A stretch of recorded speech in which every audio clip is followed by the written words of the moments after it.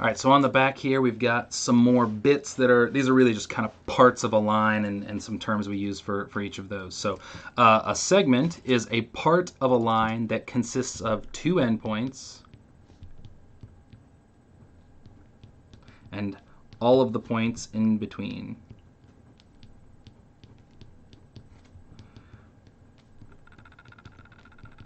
Points in between. So how many points are there in between the two endpoints? There's infinitely many. So if I have those two endpoints of a segment, so a segment actually stops at those points. And so then it's all of the points that would be on, it's part of a line. If I drew the line, I would draw the arrows. So it's just the part of that line, it's just a segment of it. So it's infinitely many points in between there. And it doesn't actually matter how long that segment is. And if that segment is super tiny, there's still actually infinitely many points on that segment.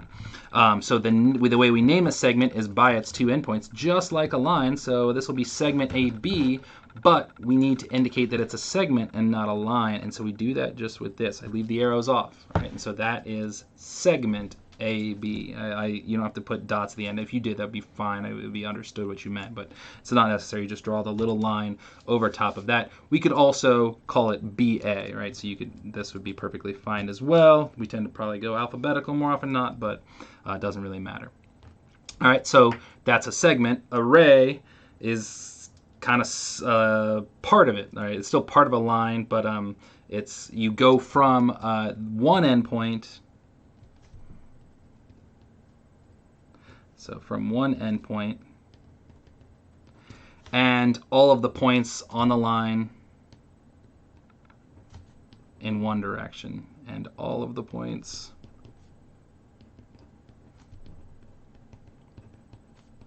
on the line in one direction. So you kind of think about like a ray of sunshine. It originates from a point and it goes out from there. So we have here what a ray looks like. And so maybe this would be a ray and it's originating at point A. But to name a ray, we can't just have that endpoint. We have to name it by its endpoint and another point on the ray. So I do need another point, so maybe I'll throw B out there. And so now I can have ray AB, and we do need to name the endpoint first. So it's important we do that. And then we do one arrow on there. So that's ray AB. We can't reverse that. We can't say this is ray BA. Ray BA would actually not point in this direction, but would have an arrow going off that other way. So, and then speaking of rays that go the other way, opposite rays are two rays that share an endpoint. So they share an endpoint and together form a line.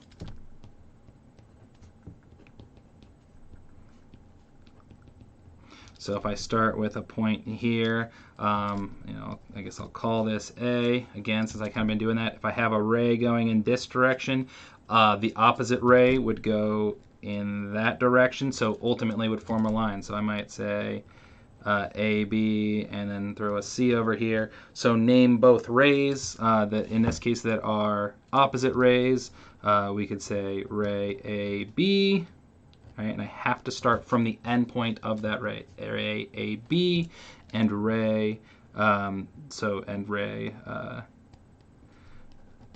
AC would be the other ray that's kind of starting from A and going in opposite directions. So those two rays, you kind of click them together, that ultimately forms a line. So some examples of applying this here to our picture. Name 3 different line segments. All right, so DE here, so the whole thing is a line, right? So this is a line that goes on forever and ever in both directions. DE could be a segment of it if I just isolate down to that bit. And so segment DE, or you could have said ED. If I asked this on a quiz, I don't know that I would accept that though, because it's not actually another line segment. It's the same segment. You just give me a different name for the same segment. So if I actually want a different segment, I could have said ED, but we could say EF or FE. So I would, FE would be fine if you want to go that way, or EF. That's a segment. And then a third segment we can do that's not going to be identical to one of those two I've already said is using those outer points. And so even though E is in the middle, that's okay. I could say segment that goes from D to F. That is a line segment as well.